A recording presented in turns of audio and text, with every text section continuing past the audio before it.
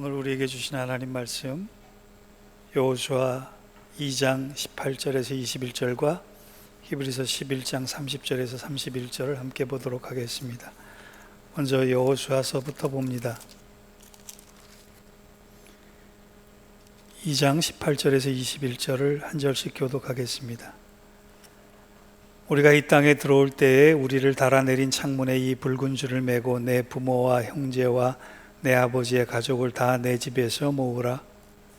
누구든지 내 집 문을 나가서 거리로 가면 그의 피가 그의 머리로 돌아갈 것이요 우리는 허물이 없으리라.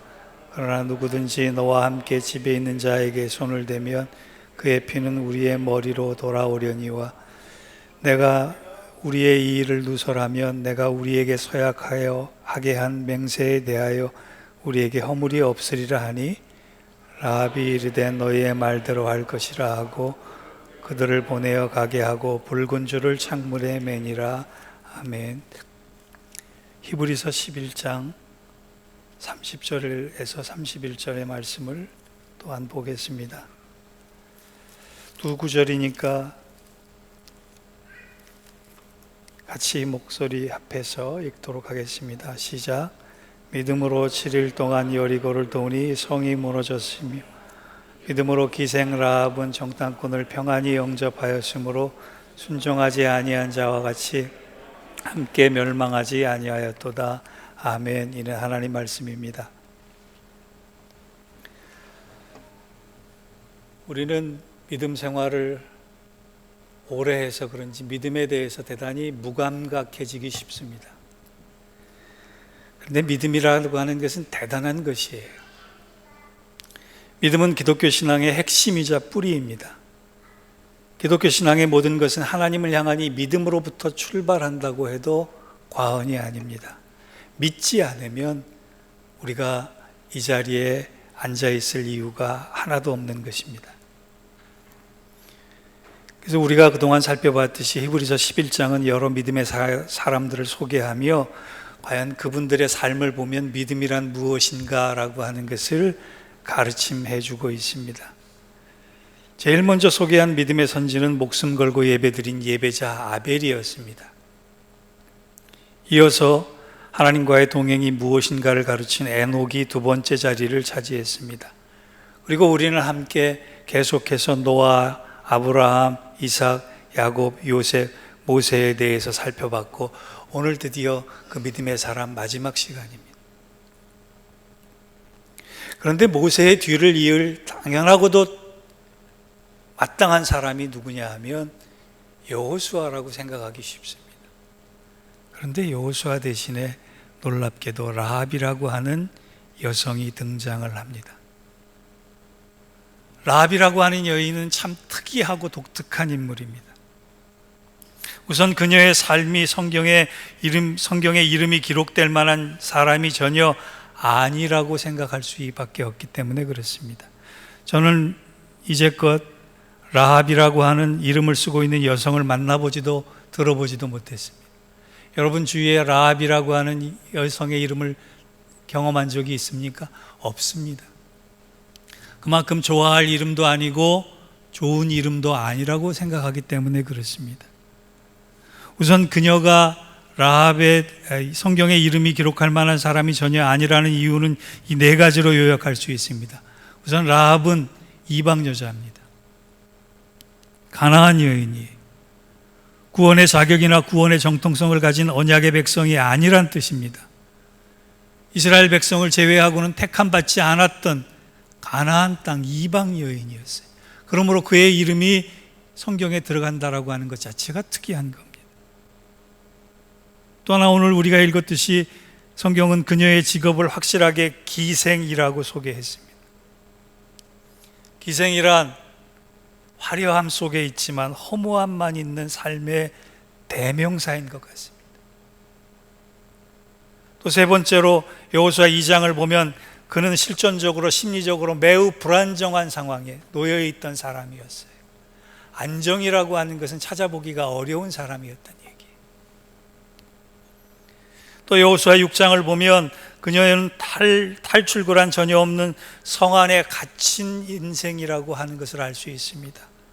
빠져나가고 싶어도 빠져나갈 수 없는, 사방이 막혀있는 인생을 산 여인. 여러분, 이 네 가지 조건만 보면 라합이 과연 성경의 믿음의 마지막 주자가 될 자격이 있다고 생각하십니까? 없습니다. 라합의 인생의 현주소를 보면 마땅히 그의 이름은 지워져야 할 이름 중에 하나입니다. 그런데 성경은 왜 하필이면 그런 모습을 살아온 라합을 믿음의 사람, 믿음에 대해서 믿음의 선진이라고 소개하는 마지막 주자로 선택을 했을까요? 그 이유에 대해서 여러분 궁금해 보신 적이 있으세요? 왜 라합이 믿음의 자리에 들어갔을까? 왜 믿음의 사람의 반열에 들어가 있을까? 저나 여러분이나 추론하기에 따라서 각자의 대답이 다를 수 있지만 저는 여기서 두 가지를 생각해냈습니다. 본문이 이를 교훈합니다. 라합이 왜 믿음의 사람의 마지막 주자가 되었는가? 그 이유는 첫 번째로 라합과 같은 인생의 모습이 바로 지금 우리 자신일 수 있기 때문에 그렇습니다. 라합 따로 내가 아니라 라합과 내가 동일시 될 수 있다는 거예요. 라합의 삶의 그림자가 바로 나이고 나의 삶의 그림자가 투영된 게 라합일 수 있다는 거예요. 히브리서 11장 31절을 같이 읽어보겠습니다.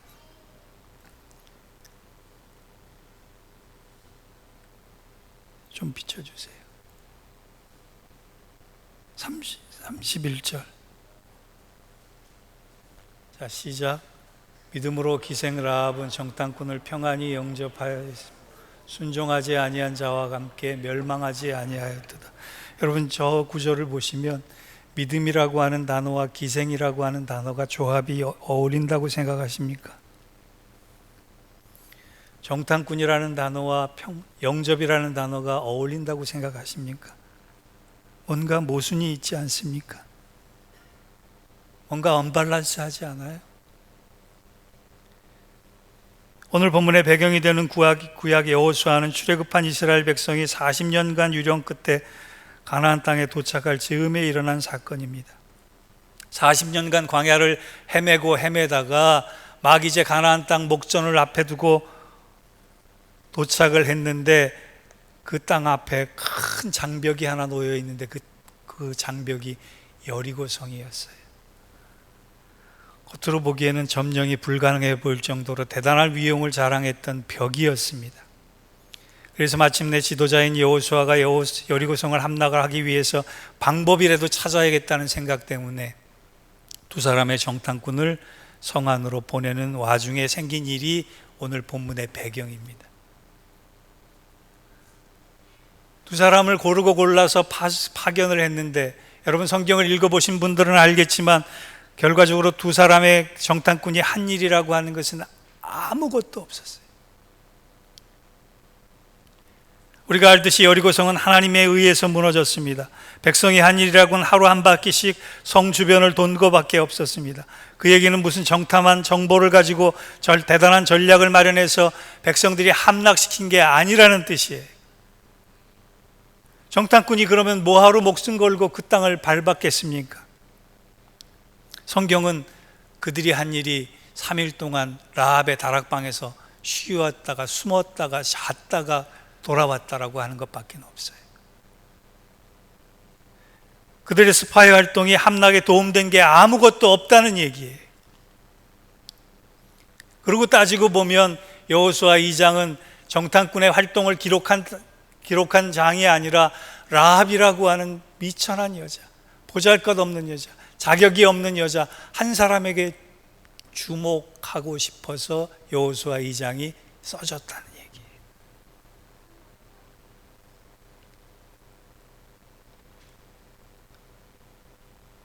하나님은 왜 라합을 구원하셨을까요? 여호수아 2장을 빼고도 1장에서 3장으로 연결돼도 여호수아서는 아무런 이상 없이 전개가 됩니다. 그런데 굳이 왜 라합이라고 하는 이방 여자, 기생 여자, 삶이 막힌 여자, 사방을 돌아봐도 아무런 자격도 없는 여자를 그 주인공으로 삼았을까요? 목사인 저도 그 대답은 정확히 알 수 없습니다. 그런데 한 가지 분명한 것은 라합이 은혜로 구원받았다라고 하는 것입니다. 그것은 마치 우리 한 사람 한 사람이 하나님이 구원을 위해서 부르신 것과 동일한 것입니다. 여러분이 잘나서 제가 대단해서 구원의 반열에 있는 것이 아니라, 하나님의 자녀가 된 것이 아니라, 이름은 알 수 없지만, 대답은 알 수 없지만, 아브라함을 믿음의 조상으로 선택하셨듯이, 갈릴리 많은 사람 중에 특별히 베드로를 제자로 부르셨듯이, 십자가를 갔던 수많은 사람들 중에 우리만을 하나님의 자녀로 부르셨듯이, 이유는 알 수 없지만 오직 은혜 아니면은 대답할 수 없는 그 언약 안에서 우리를 부르셨다라고 하는 거예요. 그래서 여호수아 2장이 기록된 것입니다. 기생이란 한 여자를 구원하기 위해서 이스라엘 전체를 동원하셨을 만큼 하나님은 이유 없는 사랑을 그에게 베푸셨습니다. 그 일이 바로 라합에게만 일어난 것이 아니라 우리에게도 일어났는 것입니다. 왠지 아세요? 라합의 인생이 우리 인생이기 때문에 그렇습니다. 라합의 모습 안에 우리의 모습이 들어있기 때문에 그렇습니다. 그녀는 생계를 위해서 죄를 많이 지은 여자입니다. 기생이기에 아픔도 많고 사연도 많고 한도 많고 후회할 것도 많은 사람입니다. 여성으로서 가련하고 통속적이고 서글프고 고단한 삶을 사는 기구한 여성입니다. 먹고 살기 위해 비참한 눈물을 흘렸던 그런 불행한 여자입니다. 그 모습이 바로 우리 모습이 아닐까요? 생계를 위해서 죄를 서슴지 않는 우리, 아픔도 사연도 한도 후회할 것도 많은 매일의 스토리를 살아내는 우리, 가련하고 통속적이고 거룩함이라고는 전혀 찾아볼 수 없는 우리, 먹고 살기 위해서, 사명을 위해서가 아니라 먹고 살기 위해서 눈물을 흘리는 우리. 그런데도 불구하고 주님은 라합을 구원해 주셨듯이 우리를 부르시고 우리를 구원해 주셨습니다. 우리는 라합을 보며 생각할 수 있어야 해요. 라합 같은 여인도 사랑하셨듯이 하나님이 지금 나 같은 것도 사랑해 주신다는 것, 그것을 말입니다. 그래서 찰스 스펄전 목사님은 이런 말을 했습니다. 하나님의 진노는 헤아림 후에 오지만 하나님의 자비는 헤아림 없이 임한다라고. 우리가 사순절을 보내며 강력하게 생각해야 될 중요한 십자가의 은혜는 하나님이 나에게 아무것도 따지지 않고, 하나님이 나에게 아무것도 계산하지 않고, 하나님이 나에게 아무것도 조건 달지 않고, 자격도 요구하지 않고 무조건적으로 사랑해 주셨다는 것입니다. 사람들은 여호수아에게 집중하고 12지파의 정예군에 집중하고 적과 꿀이 흐르는 땅에 집중하고 견고한 성 여리고에 집중할 때 하나님은 자격 없는 라합에게 집중하고 계셨다는 거예요. 그것이 우리가 구원받은 이유입니다. 그리고 이 사실을 믿고 감격하는 것이 믿음이라는 거예요. 왜 라합이, 자격 없는 라합이, 기구한 인생을 살았던 라합이 믿음의 마지막 반열에 들어가 있는지 이제 아시겠습니까? 바로 우리 때문입니다.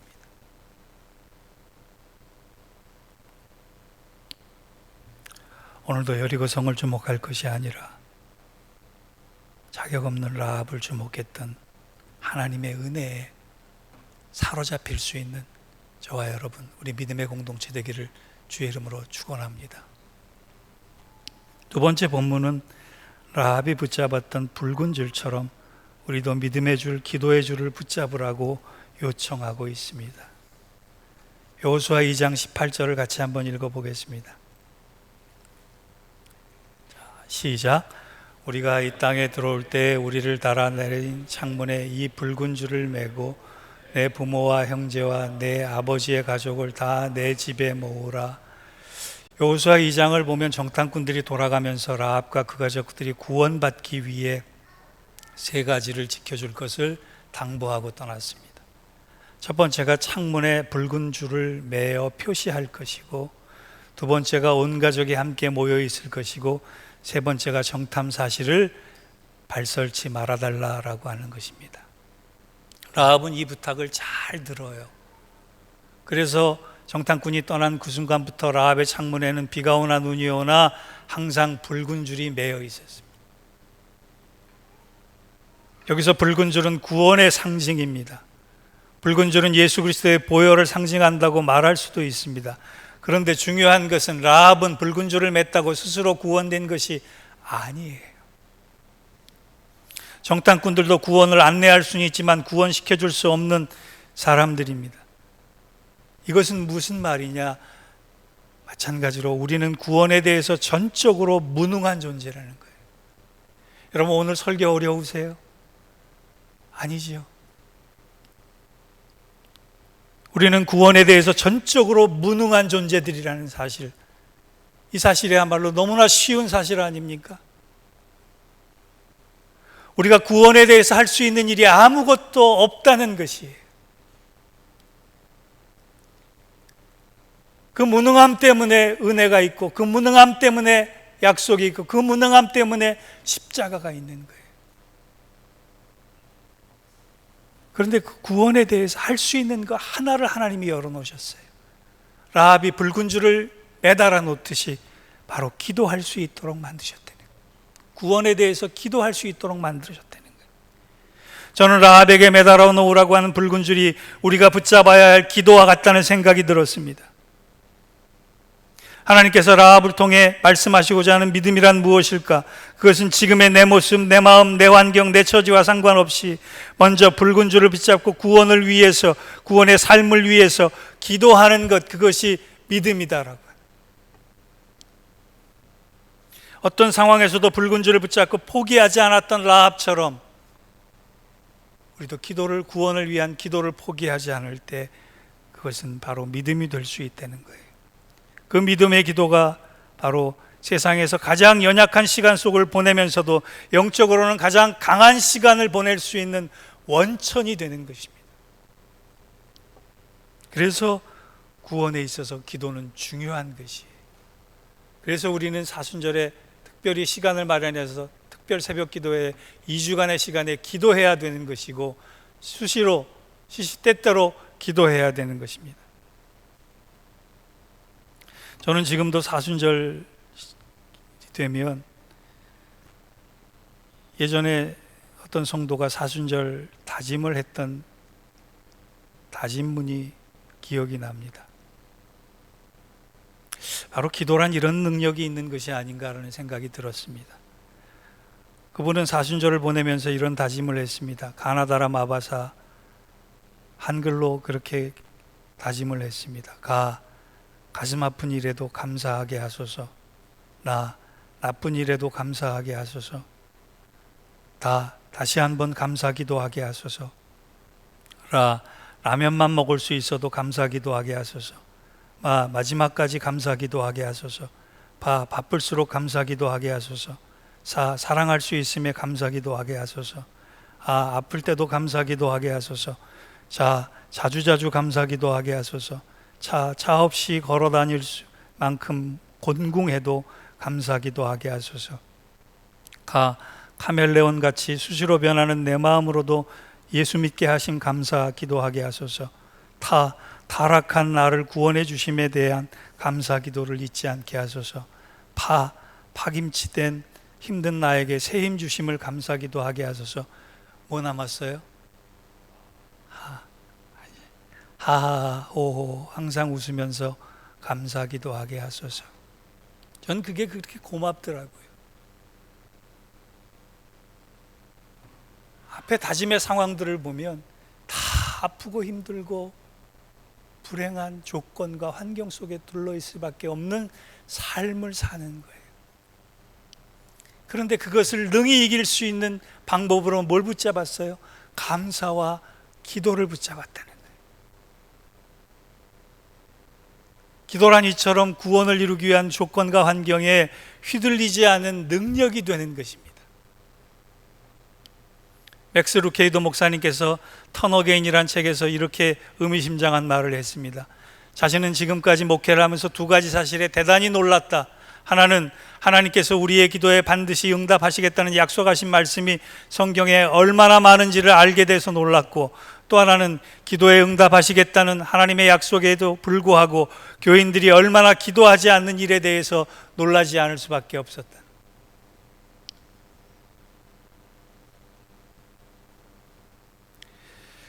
복음서를 보면 주님께서 달리신 십자가 우편에 좌편에 두 명의 강도가 있었습니다.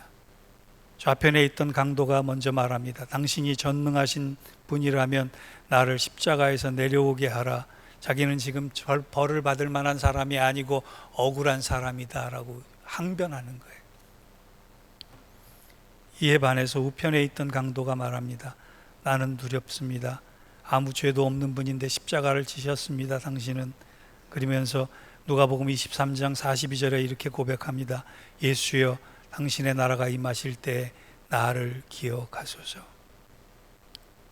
여러분, 기도란 내가 구원받은 삶을 사는 사람임을 잊지 않게 하소서라고 간구하는 고백이에요. 라합은 자신이 구원받을 수 있음을 고백하기 위해서 목숨 걸고 붉은 줄을 매달았던 여인이었습니다. 그것이 믿음이 된 거예요. 목숨 걸고 믿고 목숨 내놓고 예배하고 목숨 내놓고 기도하는데 왜 아무 일도 안 일어나겠습니까? 그녀는 앞에서 말한 네 가지 조건에 불합리한 조건임에도 불구하고 당당히 믿음의 반열에 들어섰습니다. 왜? 붉은 줄의 기도를 놓지 않았기 때문에 그랬습니다. 이제 결론을 맺습니다. 현실이란, 우리가 살고 있는 현실이란 내 문제, 내 손으로 해결할 수 없는 여리고성 같은 장벽입니다. 우리는 여리고성 앞에 두려움을 느낄 수밖에 없는 연약함의 존재입니다. 여러분, 이 문제를 무엇으로 해결하시겠습니까? 라합이 가졌던 인생의 아픔이 스스로 치료될 수 있었다고 생각하십니까? 아닙니다. 외로움과 괴로움의 삶의 모든 고통이 내가 해결할 수 없다는 것은 자명한 일입니다. 그럴 때 우리는 두 가지 방법을 생각해내야 됩니다. 하나는 믿음이고 또 하나는 믿음의 기도입니다. 기도하는 만큼 천국을 가지게 됩니다. 기도하는 만큼 천국의 능력을 경험하게 되는 것입니다. 우리 사순절, 라합 같은 삶을 살아온 우리가 믿음과 믿음의 기도를 붙잡고 믿음의 반열에 당당히 인정받고 이름 쓸 수 있는 우리 믿음의 공동체 되기를 주의 이름으로 부탁합니다. 기도하겠습니다. 하나님, 한평생 살면서 우리의 연약함만 탓할 것이 아니라 우리의 연약함을 능히 이길 수 있는 믿음과 믿음의 기도를 붙잡는 저희들 되게 하여 주옵소서. 하나님 앞에 소리 질러가며 하나님께서 마땅히 해결해 주실 것을 믿고 구원의 완성을 이룰 수 있는 저희들 되게 하여 주시고, 우리가 통곡하며 기도할 때마다 하나님의 답을 들을 수 있는 은혜를 경험케 하여 주옵소서. 기도하는 만큼 천국을 가지게 하시고, 기도하는 만큼 천국을 누리게 하시고, 기도하는 만큼 천국의 능력의 사람으로 살아가게 하여 주옵소서. 예수님의 이름으로 기도하옵나이다. 아멘.